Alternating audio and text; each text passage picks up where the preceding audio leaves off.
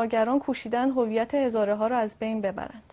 می توانیم مداخله غیر مستقیم بریتانیا در زمان عبدالرحمن و به تازگی از بین رفتن بوداهای بامیان به دست طالبان که خود تحت نفوذ سلطه‌گران خارجی بودند را مثال بزنیم. این آزار و اذیت‌ها این ملت را از پای درآورده است و به نظر می‌رسد که امید از بین افغان‌ها رخت بربسته است.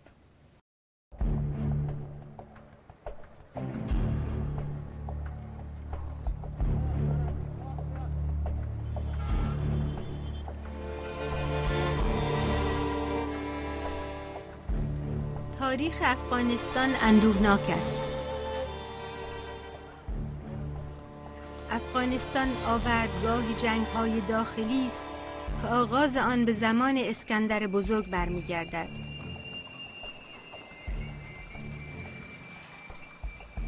و آنچه بر سر سرنشینانش آمده بیش از آن است که بتوان بازگو کرد. در درازای سده‌های جنگ بی پایان تنها ابزارهای جنگی سرکوب افغانان دگرگون شده. در میان نژادهای گوناگونی که در افغانستان میزیند بیگمان هزاره‌های شیعه بیش از همه از نابرابری و سختی رنج برده‌اند. زمین‌هایشان از آنان گرفته شده، کشتار شدند، چون برده به فروش رسیدند و پروانه بهره‌گیری از کمک رسانی‌های همگانی از آنان گرفته شده. تا به امروز بخش بزرگی از تاریخ افغانستان و به ویژه هزاره ها همچنان در تاریکی است. اینک گذر تاریخ آنان در درازای سده ها.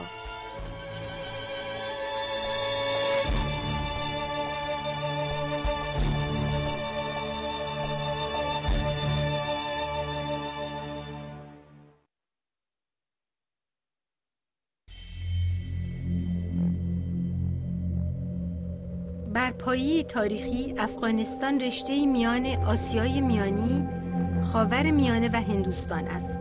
گوناگونی تیره‌های سرنشین افغانستان حوده پیوستگی این سرزمین‌ها، اشغالگری‌ها و کوچیدن هاست.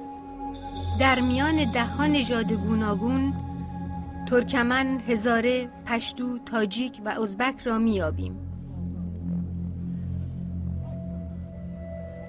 در درازای تاریخ پشتوها سرکردگی افغانستان را به دست گرفتند. خانواده‌های پادشاهی پشتو بودند و امروز 50% مردم پشتو هستند. در سده‌های هشتم و نهم با تازش عرب‌ها اسلام بر آنجا پا نهاد. پیش از آن نژادهای دیگری چون پارس‌ها، یونانی‌ها و فرمانروایان آسیای میانی و بر افغانستان تاختند. پس از شکست امیران عرب فرمانروایی‌های کوچکی پا گرفتند.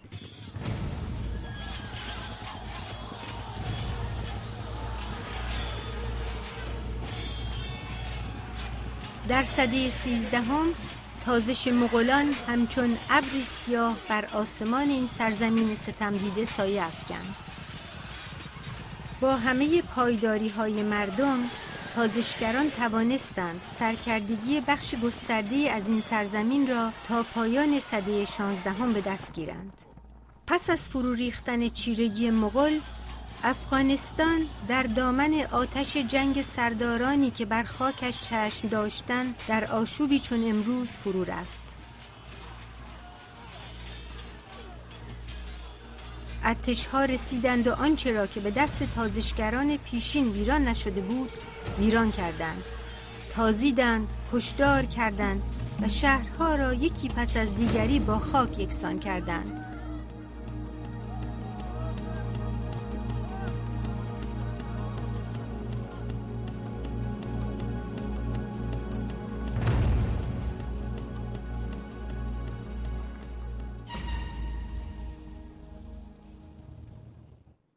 افغانستان تا 1747 ترسایی نتوانست خود را از چیرگی برهاند.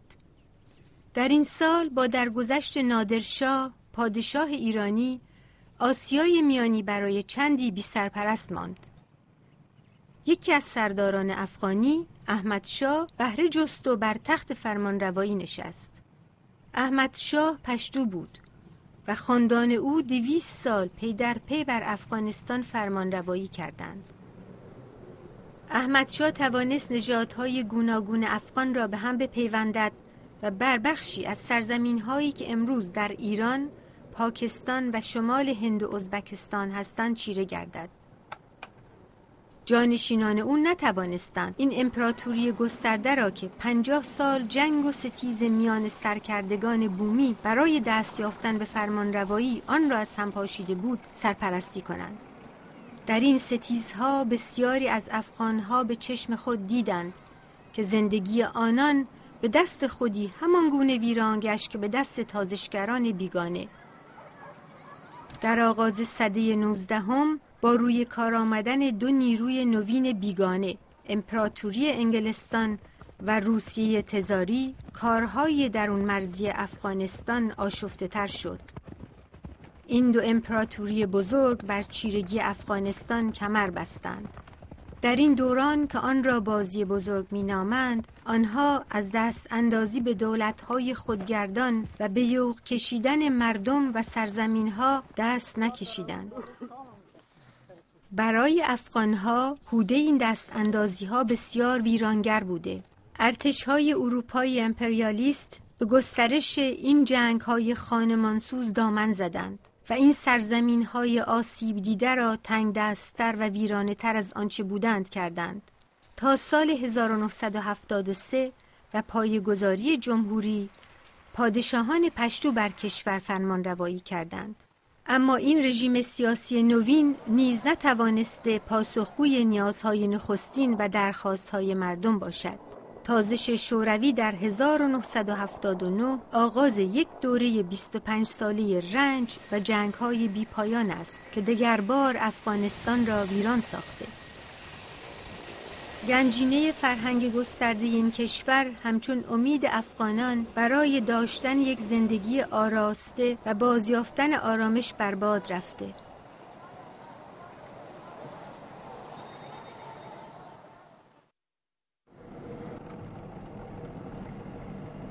اینجا هزارجات، کوههای بلند پایه و دره‌های میانی افغانستان است، سرزمین هزارها.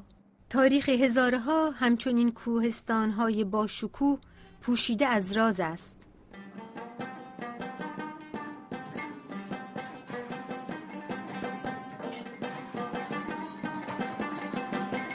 چهره مغولگونه هزارها آنان را از افغان‌های دیگر می‌نمایاند. آنها به پارسی دری آمیخته با واژه‌هایی از زبان‌های ترک و مغول سخن می‌گویند. به باورهای مردمی هزارها بازماندگان مغولانی هستند که در سده 13 بر این سرزمین چیره گشتند. پاره‌ای می‌پندارند که چنگیزخان به هنگام واپسنشینی از خاک باکتریان 1000 از مردانش را در کوهستان‌های هزاره بر جای نهاد و از آن پس این مردمان را به یاد واژه پارسی هزاره خواندند. اما در انجمن‌های پژوهشی پاره‌ای پاد این باورند. تا آنجا که تاریخ گو میته هزارها دست کم بیش از 2000 سال به این طرف، شاید 2500 سال به این طرف دمیجا سکناگزین بودن و به اندازه هر قوم دیگه و هر ملیت دیگه حق دارن و میتونن سوابق خدا نشان بدن و مدعی شوند که به هر حال از ساکنان اصلی از این سرزمین هستن. اما این که از کجا آمدن در این رابطه فرضیه های زیادی وجود دارن، نه فقط در مورد هزارها بلکه در مورد سایر اقوام هم هست، در مورد پشتون هم هست، در مورد تاجیک هم هست، در مورد ازبک و اینا. به هر حال متاسفانه پاری از نژاد پرستای افسانه را دامن زدن، ترویج کردن که هزارها خیلی متأخر هستند. کهن‌ترین سرنشینان این سرزمین ها بودایی بودند، اما هنگامی که علی برادرزاده و داماد پیامبر همراه یارانش به اینجا آمده اند، پاره‌ای از گروه‌های هزاره به اسلام شیعه باور آوردند و همچنین پس از آن. در آن دوران شیعه‌گری تنها گرویدن به علی و خاندان او بوده است، اما با گذشت سده‌ها برای جدایی بیشتر میان شیعه و سنی که از آغاز اسلام دو رشته برتریخواه اسلامند، پیروان هر یک با افزودن و انجام آیین‌های ویژه در دور شدن از یکدیگر پافشاری کردند.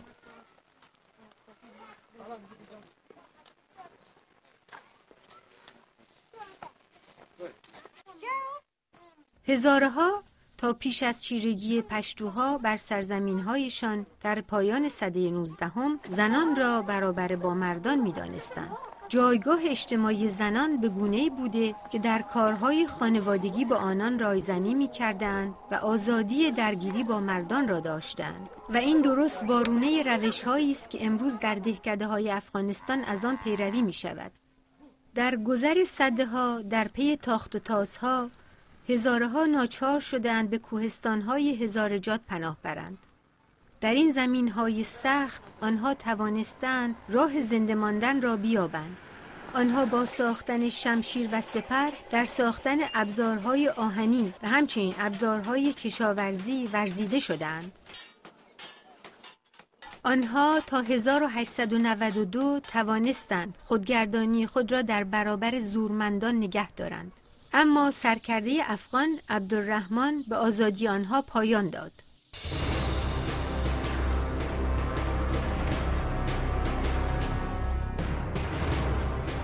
عبدالرحمن با امیری کابل در 1880 به فرمانروایی رسید.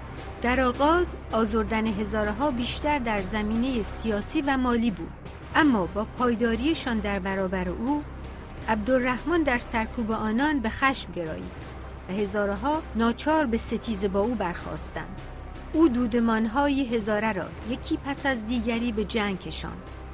بر سرتاسر زمینهای هزارجات چیره گشت و در سال 1893 آن را به دولت افغان پیوست.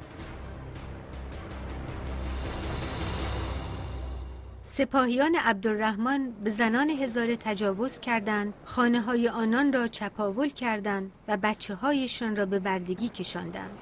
با فرستادن ملاهای سنی به دهکده‌های هزارجات، عبدالرحمن هزاره‌های شیعه را ناچار به رها کردن کیش شیعه و نیایش در مسجدهای سنی کرد.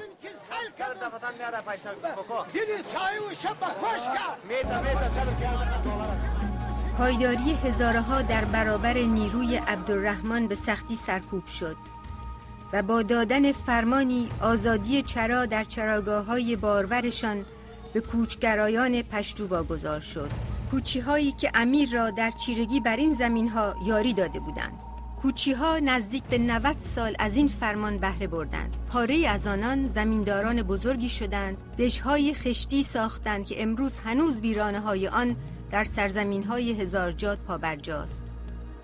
عبدالرحمن برای در هم شکستن یگانگی و آزادی خواهی هزارها، هزارجات را به 3 استان بخش کرد. همچنین شیعه ها را بیدین خواند. این است بازگردان نامه‌ای که در سال 1892 به پیشوایان دینی و کانونهای سنی فرستاد. ملاهای ارجمند و ازانگویان رسمی بدانند که شیعه های بیدین هم در افغانستان زندگی می کنند. آنان به پیروی از روش امامهایشان که پیام آوران اهریمنی بودند در سودجویی از خلفا کوشیدند. اگر بیدینی آنان از ناآگاهی است، آیین دین راستین را به آنها باید آموزاند. اما اگر آنها باورهای دروغین خود را رها نمی کنند، به فرمان الهی و پیامبر آنها را باید کشت و دارایی‌هایشان را از آنان گرفت. این دوره آغاز یک سده کشتار است. ساختارهای زندگی را در از بین بردن. چون فکر کنید گفتم هیچ حدود 62% از مردم هزاره پس از این حمله مهاجر شدن. در این زمان فروش هزاره ها رسما رواج داشت. دولت از فروش برده های هزاره مالیه می گرفت. و این خودش موجب این شد که تعداد مهاجرت کنن که اگر برگشتن هم ایده که برگشتن اما یا دوباره مجبور شدن زندگی رو و حتی تاریخ خود از نو آغاز کنن. یک گسستگی آمد، یک تفریقی تاریخی آمد و وضع کنونی مردم هزارت دقیقا مولود و محصول از همین فروپاشی است. میشه به زیر عنوان فروپاشی یاد کرد. یک جامعه انسانی از هم پاشید. پادشاهان افغانی که پس از عبدالرحمن بر تخت نشستند از چنین رفتار خشنی با هزاره ها پیروی نکردند. پس از مرگ عبدالرحمن در سال 1901 جوانترین پسرش حبیب الله خان بر تخت پادشاهی نشست. او در دوران فرمانرواییش به هزاره ها نامه‌ای نوشت و رفتار خشن و بیدادگرانه پدر خود را باز شناخت. زمین‌هایی که نادادگرانه از آنان گرفته شده بود و به کوچی‌هایی که عبدالرحمن را در تار و مار هزاره‌ها یاری داده بودند واگذار شده بود. با این همه هزاره‌ها همچنان خود را در سرزمین نیاکانشان بیگانه یافتند. با آنکه نهاد زندگی هزاره‌ها همچنان ناپایدار ماند، اما آنها خود را با آن هماهنگ کردند و اندک اندک در بازسازی زندگیشان بر پایه درآمدی نوین کوشیدند.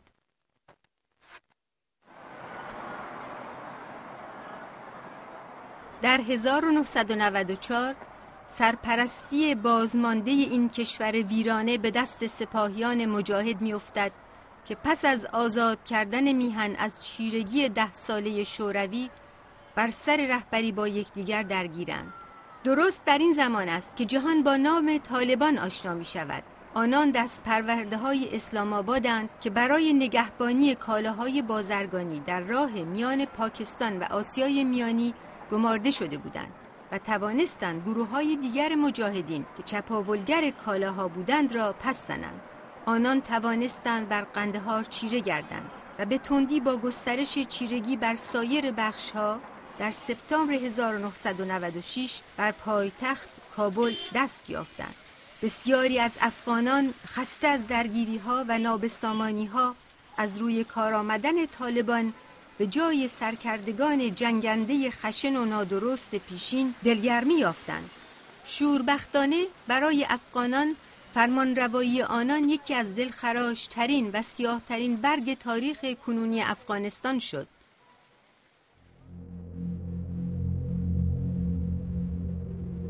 طالبان به رهبری ملا محمد عمر با پیروی خشک از سخت‌ترین قانون‌های اسلامی، شریعت، فرمانروایی بیمناکی را برپا کردند. برای هزارها دگربار دست سرنوشت همچون زمان عبدالرحمن زندگی روزانه آنان را تیره و تار ساخت.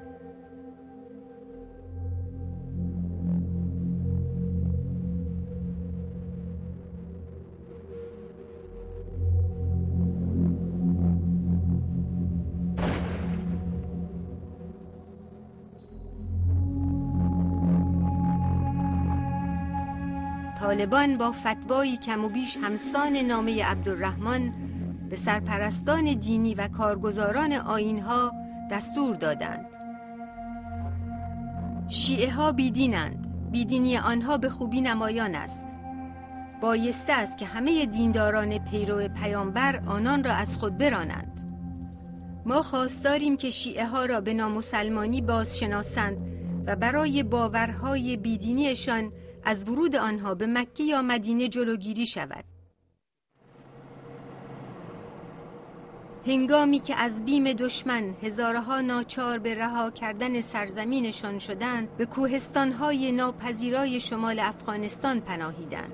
آنها امیدوار بودند بتوانند در آنجا در آرامش بزیند و آزادانه به باورهای دینی خود پایدار بمانند. نام مزار شریف پایتخت استان بلخ از نام علی پسرعمو و داماد پیامبر گرفته شده که گویا در آنجا به خاک سپرده شده. در افسانه آمده است که در سده 12 ملای خواب دیده که پسرعموی پیامبر پنهانی در نزدیکی شهر بلخ به خاک سپرده شده.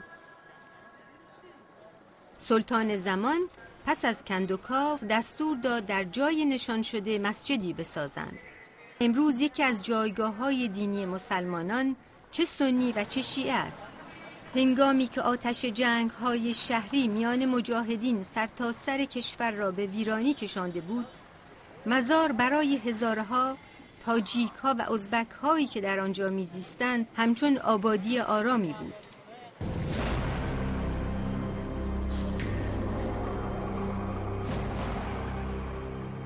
در سال 1997 طالبان برای گرفتن مزار کمر بستند. در این کشمکش‌ها نزدیک به 2500 طالبان کشته شد، اما این پایان کار نبود.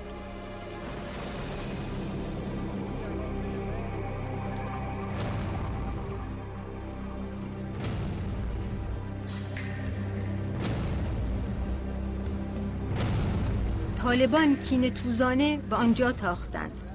با کشتار سنگدلانه مردم به ویژه هزارها، در پی 6 روز خونریزی ددمنشانه هزاران شهروند جان سپردند.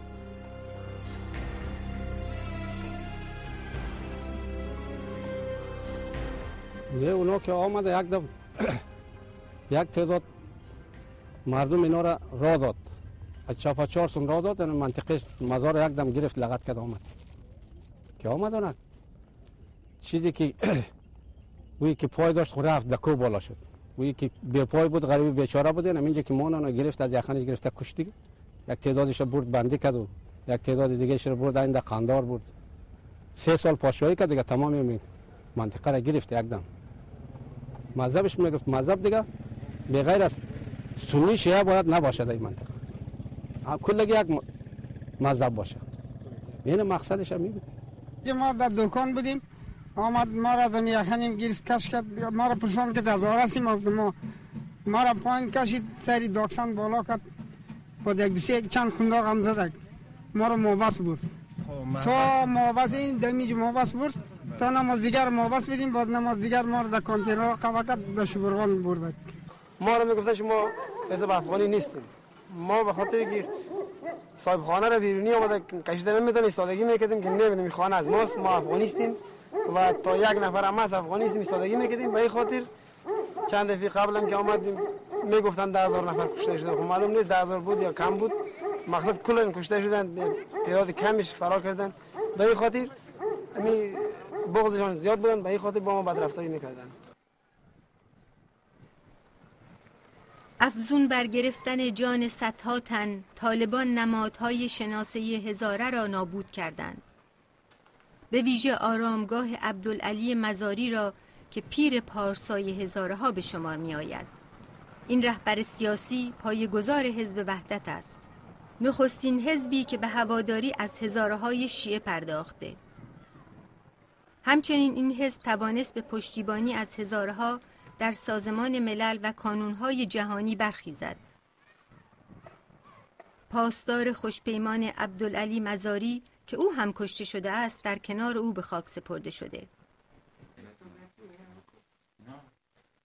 هزارها به بازسازی آنچه که طالبان از آنان ربوده اند پرداختند، اما هنوز بسیار تنگ دستند و سایه خشم زیسته شده و از خود گذشتگی ها هنوز بر چهرهشان نشسته.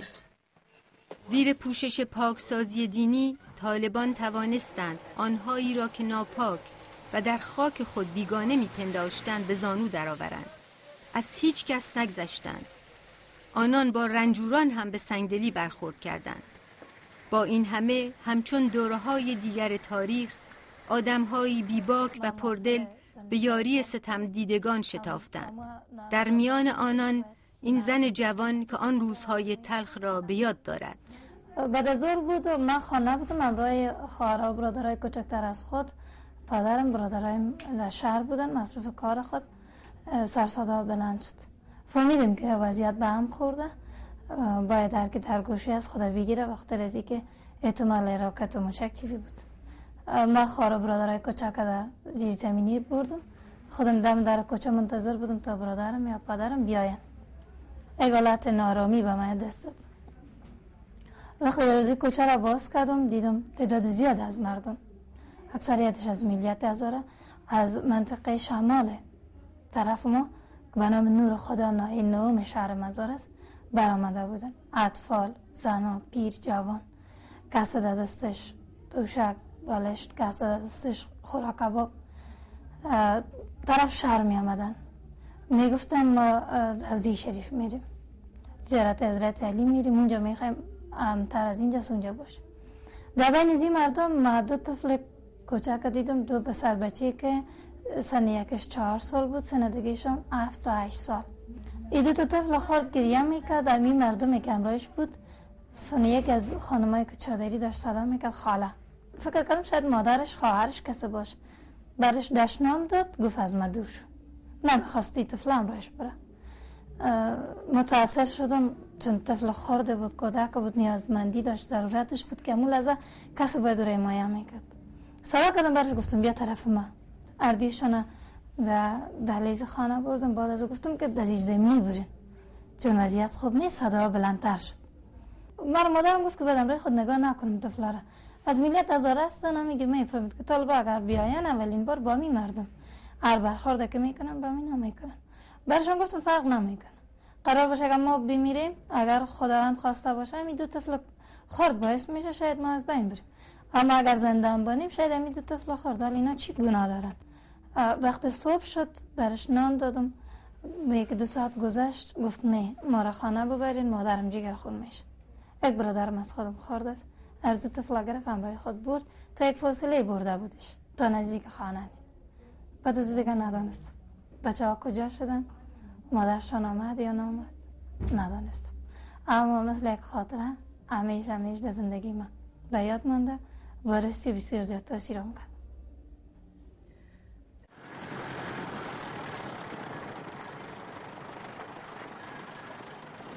پس از گرفتن مزار برای از پا در انداختن افغانستان تنها یک بارو مانده بود که به دست طالبان افتاد.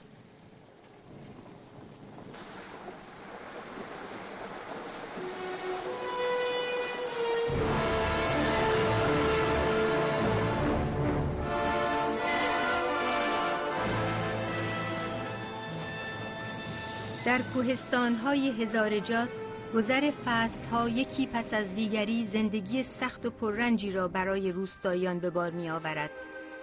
آهانه‌های سرکشیده به آسمان چنان که گویی هرگز راهی به سوی دشت و کشتزار ندارند. با این همه یک باره در پیچ و خم راه شهری کهنسال با پیشینه‌ای 2000 ساله و گنجینه باستانی پدیدار می‌گردد.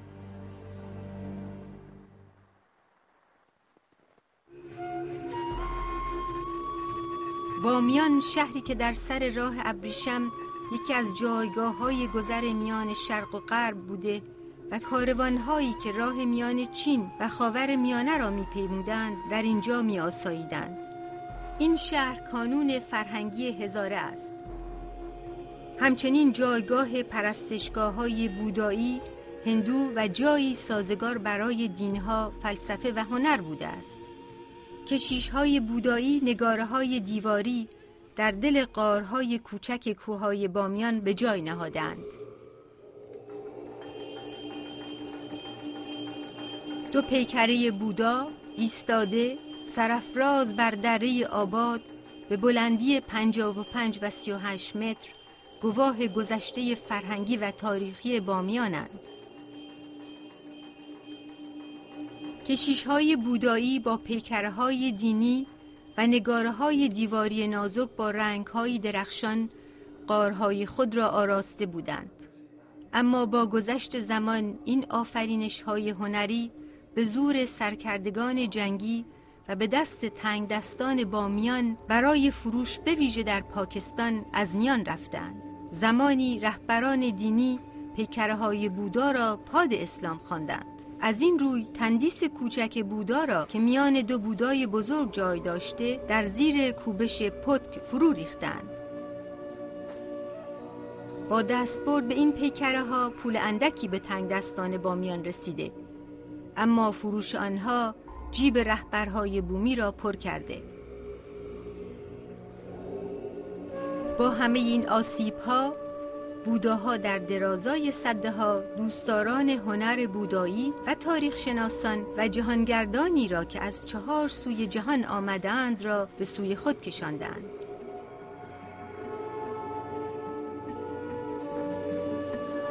بودای بزرگ افزون بر اندازه چشمگیرش با ویژگی دیگری که بیچهرگیش است بیشتر همه را به سوی خود کشانده.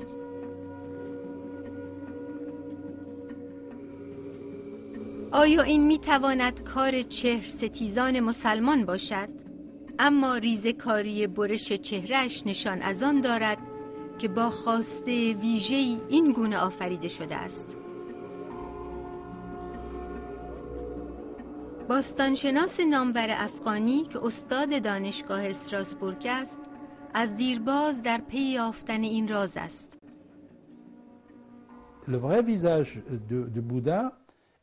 من بر این باورم که چهره راستین بودا ماسکی چوبین و گردنده و زرین بوده. به گفته خوانفیانگ درخشانی چهرهش همه بازدید کنندگان را شگفت زده می کرد.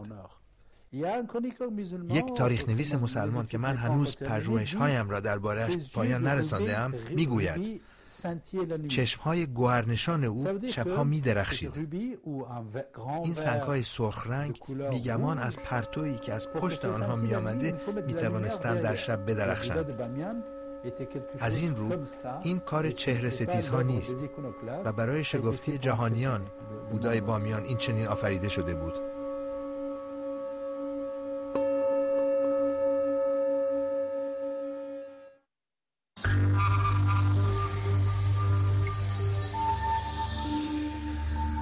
با فرارسیدن برف و سرما زندگی سرنشینان بامیان کندتر گشت. از غروب آفتاب آنان به خانه‌های خود پناه میبرند. چشم براهند که باد شمال بگذرد و گرما روزهای آسانتری را برای آنان به ارمغان آورد. طالبان پس از کشتار 300,000 در سر راهشان به بامیان رسیدند. در این هنگام طالبان بر بیش از 80% خاک افغانستان چیره‌اند.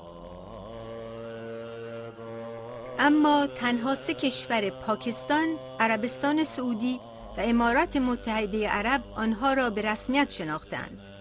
مردم بامیان با جانفشانی پایداری کردند، اما تازشگران نیرومندتر بودند. ما با تفنگایی که دشمنی خود داشتیم با مثلا با مرمای بسیار اندک مقاومت میکردیم. روحیه مقاومت طلبی خیلی سنگین بود. مقاومت هم از این از نگاه نظامی شکست قبل شکست نبود، اکثرش اختلافات بود. اختلاف داخلی منطقه بودن باعث شکست مردم کردند. نظامی با همو تفنگ داشت، مرمی اندک داشتن، با همو مقاومت میکردن. ما خیلی وقت داشته که بنان خشک قانع بودیم، وقتی بنان خشک برسه نیاز نداشت گوشت برسه، مثلا چیز دیگه برسه. با بنان خشک هم نیرو نظام مقاومت میکردن. و محاصره‌ای که بامیان کاملا محاصره بود، کلا از رجال محاصره اقتصادی بوده. این تر مردم بسیار شکننده بوده. طالبان همچون 4 سال پیش در مزار شریف آنچنان کشتار سنگدلانه‌ای کردند که مردم چنان آن را از سده 19 به این ور ندیده بودند. مسجدها را به آتش کشاندند و رهبران دینی شیعه را بیدین خواندند و رهبران کیش خود را به جای آنان به کار گماشتند. به خوبی روشن بود که برنامه آنها پاکسازی نژادی است. بیش از 700 تن کشته شدند و آنهایی که توانستند با اندک چیزی به کوهستانها گریختند. با اینکه این دو رشته اسلام که یکی از خلفا پیروی کرده و دیگری از علی چندان از هم دور نیستند. و این من شخصا خودم استدلالا عرض میکنم. یکی از علمای مردم هلمند اینجا آمده بود در مدرسه مهدی، ما اونجا درس میدادم او با عنوان طالب جنگی آمده بود اینجا. اتاقای ما یک جا بود. او آدم گریه میکرد، یکی زمین پشتونا بود، میگفت ما را از اونجا روان کرده که برین با کافرها بجنگین. ما شما را میبینیم نماز میخوانید، ما شما را میبینیم قرآن میخوانید، ما شما را میبینیم جماعت میخوانید. فقط فرق ما این است که شما دست خودی قسمی میگیرین، ما دست خودی قسمی میگیریم. ما چرا شما رو بکشیم؟ اونا رو فهمانده بودن که مردم قسمیه ظلم به اندازه به حقی مردم روا داشتن. خانه های مردم سوختاندن، قرآن ها را سوختاندن، کتابخانه ها را سوختاندن. کتابخانه جامعی داشتیم در همین مرکز بامیان که اون را آتش زدن. در بین او قرآن بود، مفاتیح بود، همهشون رو سوختاندن. میگفت قرآن از هزاره هاست. اینقدر منطق نداشتن که قرآن ببینی که قرآن هزاره ها با سنیا فرق داره یا نه. از سده هفتم به نام دین و باور به آن جنگ‌های غم‌انگیز میان سنی و شیعه به پایان نرسیده. فراسوی کشتار نژادی و سرکوب دینی، نابخردی تازشگران به گونه‌ای ژرف گذشته شکست خوردگان را پاک کرده. دیگر بار ناگاهی است که طالبان را به سوی راهی بی بازگشت می‌راند.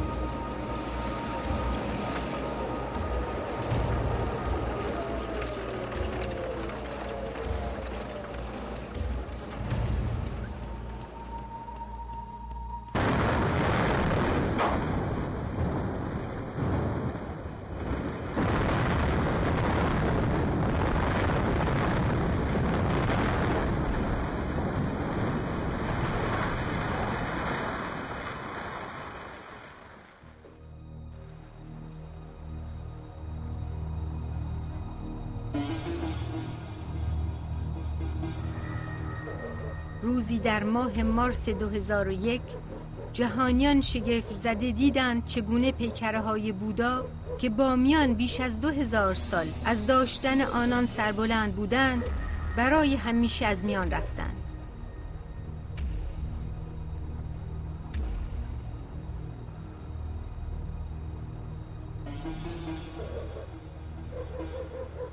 بودا در زیر از بوتا اینجا 3-4 تا سومچای بسیار کلان بود. باز اینا را آوردن این در زیر سومچا اینجا جابجا کردن. دوباره دیدن که سومچا بسیار کلان است، با هیچ چیز نمیشه. همین موتورهای بارکنون میگه بسیار کلان. باز این موتورهای بارکنون آورده بود از اینجا تا اونجا استاد کرده بود، از این منطقه تا قسمت. فقط موادای از زیر سر ما تخلیه میکرد، میبردیم با همین مردم طالبا، با همین نظام طالبا رو جابجا میکردیم داخل از بوتا. بعد از اینکه وقتی بوتا سوراخ‌ها پر شد، ما آمدیم بغل از دیوار اینجا استاد شدیم که تصمیم از او بود که کوامش پایین میاد. با همین انفجار می 2 تا پای زیر قطع کرد، دیگه هیچ آسیبی به بوتا نرسید. بعد دوباره اینا مجبور شدن نفر پایین میکردن، از بالا در فرقش از فرق برمه میکردن، توسط برمه رو انفجار میدادن. باز این تخریب میکردن، آثارهای تاریخی که از این مجسمه میبرآمدن اینا را همین انجینرهای عربستانی و پاکستانی اینا جابجا میکردن. مثلا مابین صندوق باز اینا را از اینجا انتقال میداد در طیاره میدان هوایی میبرد، باز اونجا در طیاره مثلا بار میکرد میبرد گرفته تا با می سیستم را از بین بردن. بعد از که از بین رفت باز او بود پایینتره، او بود دیگره اونجا را گرفتن، او را هم انفجار دادن. او را دم یک انفجار از بین برد، به خاطر از که او را تکنیکش یک مولوی آمده بود از پاکستان، و مولوی گرفته بود زیر زور مواد انداخته بود، پشت سرش بوجی بود، بازور دم یک انفجار از بین بردن. باز کم کم این بوتای مجسمه خورده یا ناز بین تنها یک اینمی مجسمه 20-25 روز حدود یک ماه این مجسمه تخریبشون رفت. پاره‌ای شاید بیاندیشند که طالبان این کار را از روی باورهای دینی خود انجام دادند، اما نه این بار. سرنشینان بامیان از سده‌ها پیش کیش بودایی را رها کردند. چراهای این کار پیچیده‌تر از آن است و پاسخ را باید در جای دیگر جست. تا به امروز پرسش‌های بیشماری هنوز بی پاسخ مانده‌اند. در این زمینه گفتگوهای بسیاری است که برخی از سازمان‌های جهانی و پاره‌ای از دولت‌ها خواهان از میان بردن پیکره‌ها بودند و در نابسامانی‌های افغانستان دست دارند. در پوشش یک موضوع اعتقادی یک خیانت تاریخی و سیاسی را انجام دادن. آنچه طالبان میگفتن ما بت شکنی میکنیم، این یک پوشه بود، به خاطر که اسلام چندین بار در بامیان مسلط شده. هیچگاه بت‌های بامیان لشکرهای اسلامی منفجر نکرده و در لابلای از این کار میخواستن که اول مدنیت کهن افغانستان از بین ببرن و دوم حضور مدنی و قدیمی و تاریخی مردم هزاره را در اینجا ضربه بزنه، چون بامیان بسیار با گذشته های تاریخی حضور و جایگاه مردم ما و نژاد ما بوده. و سیومش هم بامیان تنها ولایتی است که جز جاذبه های توریستی عایدات و تولیدات دیگر ندارند. طالبان با کشتار دیوانوار خود کم و بیش همه چی را در هزاره جات تار و مار کردند. سرنشینان زندگی خود، خانه و گنجینه فرهنگیشان را از دست دادند.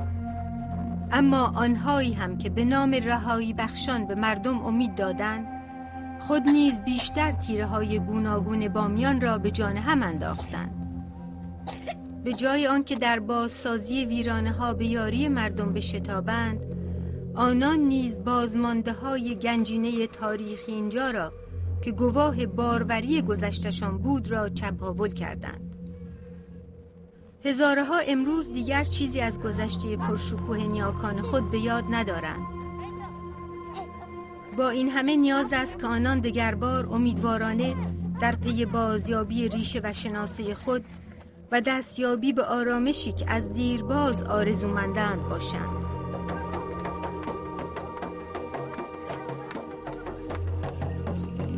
همسرگزینی همواره با جشن‌های پرشور همراه بوده و از رخدادهای برجسته به شمار می‌رفته و هنوز هم هست. اما به تنگ دستی ژرفی که این سرزمین دوچار گشته جایی برای پذیرایی شایان از مهمانان و خانواده نگذاشته.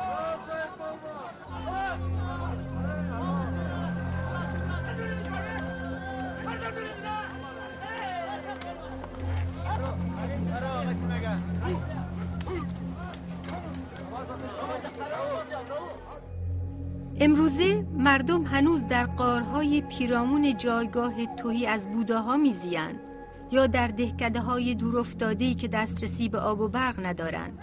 با گذشت زمان هیچ بهبودی در زندگی ناپایدار هزاره‌های بامیان و سرنشینان دیگر آن به چشم نمی‌خورد. میگه مردم ما چون بسیار تکالیف دید، زحمت‌ها دید، حتی در زمین مردم ما خاطره دارم این مردمی ساحه مرکز اینا چند دوره را اینا سرازیر شده، با اینا کس هنوزم خدمت نکرده. دوره ای که شرقی آمده این مردم شهید داده، کشته شده، خانه‌اش چپش داده، جایش مونده، فرار کرده. پس دوباره هم مثل از نورم تو قلوخ دگلی سنگ کرده، بازم در جای خشیشته به خاطر یک 4 روز زندگی خود. خب پس مجاهدین صاحب آمدن با اینا احترام نکرده، چندان برایش خدمت نکرده. گرچه دولت ما زبانش نشنیدیم، امی یک تعداد دوستای خارج از مهندسا شاید انجینرها باشه اینجا که میاد مثل شما دلی عکس میگیره، از زبان از میشنیم که نوسیار میگه که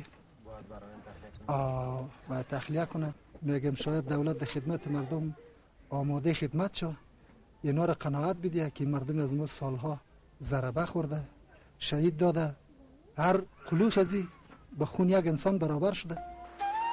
برای آنکه بامیان بتواند جایگاه تاریخی و پویایی کاری خود را بازیابد، همکنون چندین برنامه بازسازی در دست است.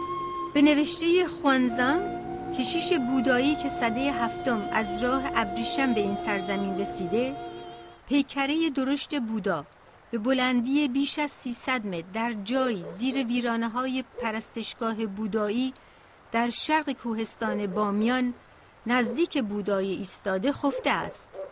برای استاد ترزی از دانشگاه استراسبورگ درستی و ریزکاری این نوشته جای دودلی در بودن این پیکره نمیگذارد. چندین سال است که او در بهار برای پیگیری پژوهش‌هایش به بامیان می‌رود. برنامه دیگری با سازی پیکره بودای ایستاده است. پیکره تراش افغانی پیشنهاد داده که این پیکره را با سنگ‌های کوههای بامیان همان گونه که سازنده‌های بودایی آن به کار گرفته بودند بازسازی کند. اول یک زیربنا درست می‌کنیم، درست مثل یک دیوار بتونی محکم. در بالای آن مقداری آجر می‌چینیم. البته آجرهایی که در آنها سوراخ درست شده است. با این آجرها فرم پیکره را به وجود می‌آوریم. در مرحله آخر روی آن پیکره را با خمیر می‌پوشانیم که شکل بیرونی آن را نشان خواهد داد.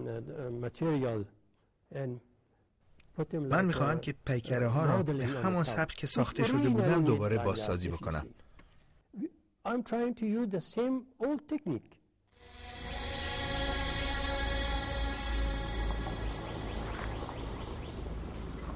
برنامه دیگری سازش میان ارزش‌ها و نیازهای مادی است. هنرمندی ژاپنی پیشنهاد داده با آفرینش نمایشی با پرتو لیزر زندگی خاموش شده بودا را دوباره جان دهد. هر روز برای 4 ساعت پس از غروب آفتاب پرتوی نیرومند لیزر پیکره سه‌سویه بودا را در جایگاه پیشینش در دل کوهستان بدرخشاند. این کار هنری جهانگردان را از همه سوی گیتی به آنجا می‌کشاند و برای بهبود مالی مردم شهر سودمند خواهد بود. برای فرماندار استان پیش از هر چیز در بازسازی زندگی آراسته برای مردم بامیان باید کوشید. در تاریخ اسلام این بانو نخستین زنی است که به این جایگاه رسیده. برنامه او پیش از هر چیز پایان دادن به نابرابری‌های نژادی که بیشتر هزارها از آن رنج می‌بردند و به ویژه زنان است. ما می‌خواهیم فرهنگ هزارجات را پاسداری کنیم، اما مردم می‌پندارند که روش نوین زندگی یک جور فرهنگ است. ما برای زنده ماندن این فرهنگ کهن به کمک جوانان نیازمندیم. من خودم انجمنی برای نگهداری این ارزش‌های فرهنگی چون خنیاگری، باستانشناسی و گفت شنود آزاد پایه‌گذاری کردم. خنیاگری هزاره از دل سده‌ها برمیخیزد و امید به آینده بهتر می‌دهد. در درازای هستی‌اش گاهی به فراموشی سپرده شده، اما امروز از هر زمان دیگری زنده تر است.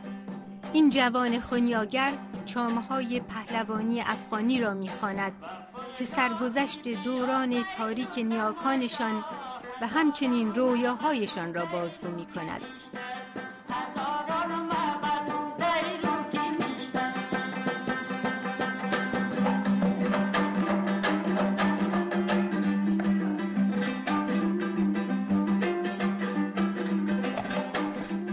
ما در حقیقت اینمی موسیقی را به می شکلش، به می شکل سنتیش امی که ما می نوازیم، این در حقیقت برای حفظ ازی و برای دوام ازی بسیار رول داره و از طرف دیگه ما با زبان خود در حقیقت با اینمی موسیقی سنتی درد جامعه را و مظلومیت جامعه را ما برای دیگرا به گوش دیگرا میرسانیم و به قالب همین موسیقی ما اکثر آهنگایی را که میخوانیم آهنگای حماسی خواندیم تا هنوز و همچنین آهنگای محلی هم خودش به نوبه خود پیام داره و این بیانگر ازی است که این مردم اصالت بسیار قدیمی فرهنگی داره و از قدیم مردم اینمی تو یک فرهنگ داشته بوده. با گذشت زمان شاید مردم هزاره بتوانند جای خود را در میان جامعه افغانی بیابند، اما راه درازی در پیش است. ناتوانی اقتصادی و اجتماعی که بر افغانستان سایه افکنده همراه با نابکاری‌های سرپرستان بیگمان راه پیشرفت را هموار نمی کند. افزون بران ترس از طالبان که هنوز پابرجاست بی آنکه آنها تاوان گناهایشان را داده باشند. با این همه دگرگونی‌ها و بهبودی‌ها به کمرنگی دیده می‌شوند. انجمن‌های کوچک بیشماری برای دستگیری نوجوانان شکوفا می‌شوند تا به یاری دانش و شناخت بتوانند از تنگ دستی و ستیزهای نژادی برهند و بتوانند در بازسازی کشور ویرانه‌شان کوشا باشند.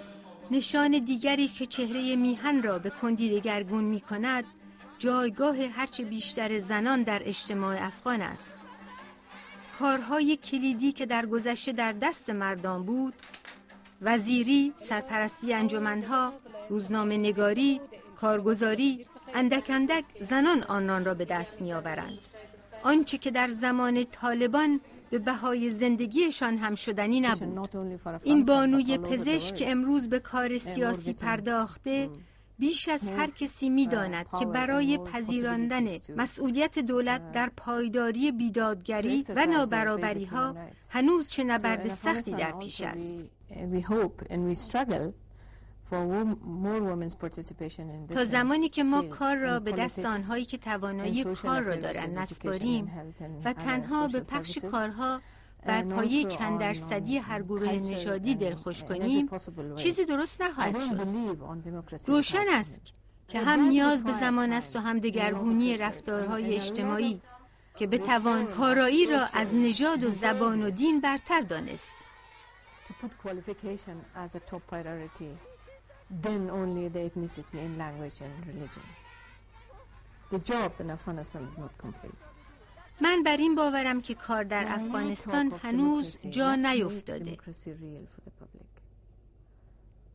به جای گفتگو درباره مردم سالاری باید مردم آن را بپذیرند، نه با سر همبندی در انتخابات و نشان دادن آن در رسانه‌های گروهی که کار انجام شد. باید در شناساندن ارزش‌های آدمی و ارج دادن به آدم‌ها و نیاز در پناه بودن بیشتر کوشید.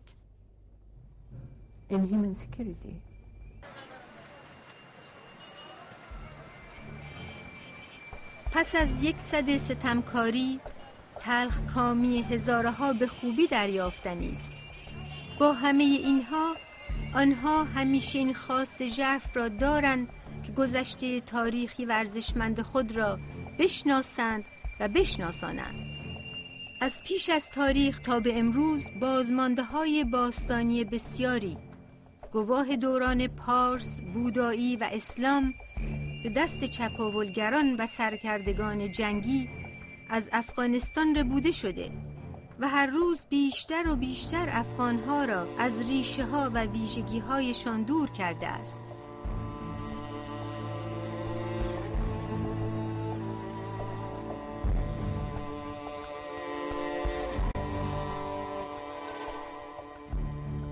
پذیرفتن و ارج دادن به همه نژادها، پیوستن به جای گسستن، پذیرش و شناخت گذشته به جای به خاک سپردن آن و پی بردن به ارزش آدمیگری بیگمان میتواند تنها پشتوانه برای آینده این گروه کوچک کوهستان نشین باشد. و اگر امروز صدها زن و مرد در کنار هم میکوشند آینده بهتری برای افغانستان به ارمغان آورند، پشتوانه است که میتواند فروغ امید را در دل تاریکی فروزان نگه دارد.